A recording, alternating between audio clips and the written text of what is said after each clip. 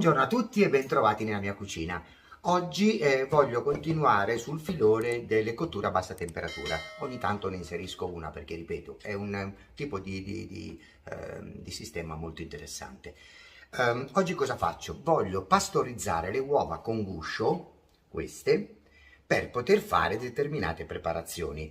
Ad esempio, se io voglio fare il tiramisù, dico bene, o una maionese, io in teoria dovrei avere, cioè in pratica dovrei avere delle uova pastorizzate. Sappiamo che ormai sono controllate, tutto quello che vogliamo. Però comunque se vogliamo fare qualcosa che a crudo, generalmente è meglio pastorizzarle per evitare qualsiasi tipo di problema. Quindi possiamo trovarle anche in negozio già pronte nei brick, no? O l'albume, o il tuorlo, o l'uovo intero. Però in ogni caso, se vogliamo farlo in casa, abbiamo il Roner, come abbiamo spiegato già nella prima dimostrazione, nel primo tutorial dove ho spiegato il Roner e l'utilizzo e i vantaggi ovviamente.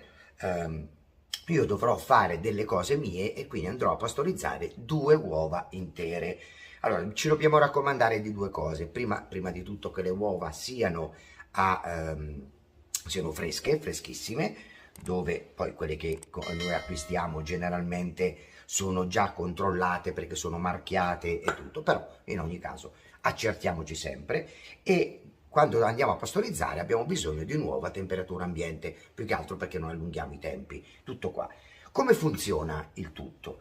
Esattamente in questo modo. Allora, io vado a mettere le mie uova, tutte e 2, nel mio Roner, nell'acqua, non nel mio Roner, nell'acqua con il Roner. Quindi eccolo qua. Io le vado a depositare piano senza romperle in acqua fredda a temperatura ambiente. Dopodiché che faccio? Imposto il mio Roner. Io l'ho già fatto, lo devo solo fare partire, speriamo che si vede. L'ho impostato a 55 gradi per 90 minuti. Cosa vuol dire questo? Vuol dire che io ho impostato il Roner, ho messo le mie uova a freddo, le uova a temperatura ambiente, le ho messe nell'acqua, ho impostato il Roner, ora lo faccio partire in maniera che il calore entra lentamente.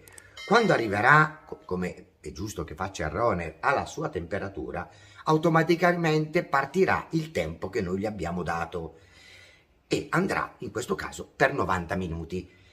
Dopodiché, se io devo fare un tiramisù, non ho bisogno di raffreddarle. Se dovessi fare una maionese dove uso l'uovo intero, uso solo il tuorlo, l'uovo caldo non è il massimo della vita, però comunque si può fare uguale. Se no le raffreddiamo semplicemente in acqua fredda. Basta, e gli fermiamo eventualmente il processo, tanto è a 55 gradi, non cuoce. Comunque, adesso partiamo. Start. Ho messo per 1 ora e mezza perché chiaramente sono 90 minuti. Come vediamo il Roner ha cominciato a girare e ora andremo ad aspettare il nostro tempo. Eccoci qua, il nostro Roner ha suonato. Ora vi faccio qualche appunto perché sbagliando si impara.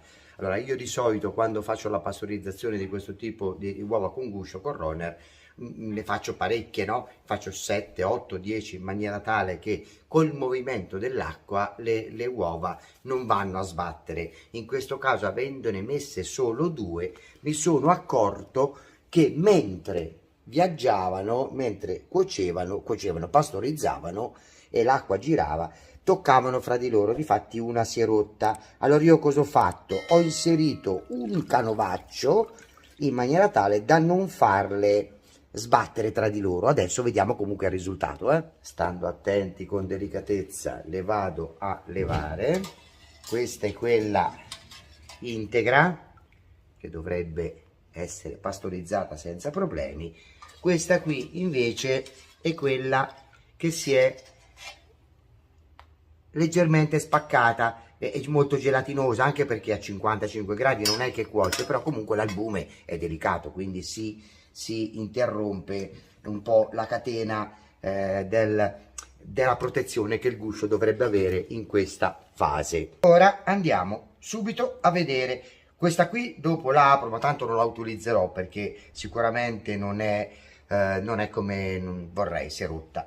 Quindi adesso questa o la raffreddiamo in acqua fredda, oppure io la vado a rompere come se fosse un uovo normale, e come vedete non è cotto, è solo pastorizzato. A questo punto io faccio tutte le mie lavorazioni del caso. Cosa vuol dire? Vuol dire che se devo usare solo il tuorlo, userò il tuorlo, se devo usare solo l'albume per fare una meringa a freddo, ad esempio, perché se faccio la meringa in forno già la cuocio, quindi la pastorizzazione non ha motivo di esistere. Però comunque questo è il risultato. Come vedete l'uovo è comunque crudo, però abbiamo la sicurezza matematica che abbiamo scongiurato qualsiasi tipo di rischio. Quindi, che vi dico? Se questa mia idea vi è piaciuta, questa mia ricetta, non è una mia idea perché già esisteva, ve l'ho solo proposta, mettete un like e iscrivetevi al canale se non l'avete ancora fatto.